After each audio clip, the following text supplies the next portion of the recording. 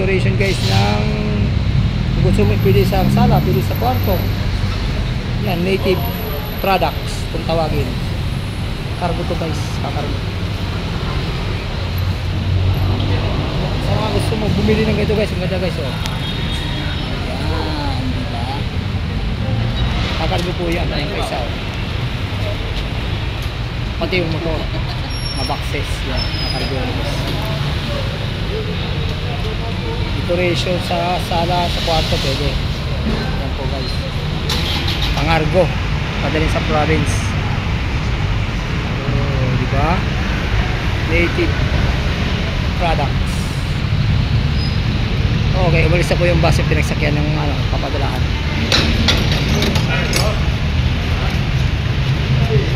Guys, guys. Travel. Ganda no? Ganda nga eh. Ano pala yung decoration sa sala? Sa ilaw yan. Ilaw, lagay ilaw. Ganda. Mahal yan, mga 2,000 hindi kasi. Oo naman eh. Tatlo. Export din eh. Ratan yan eh. Export yan. So sa CR mo, lagyan mo yan. Ay, di wow. Grabe naman.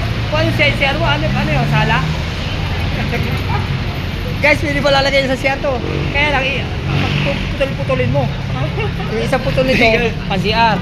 Yung kabila, sa likod ng CR. May ilaw yan dito. Yan, sa gitna. Hanggang sa baba.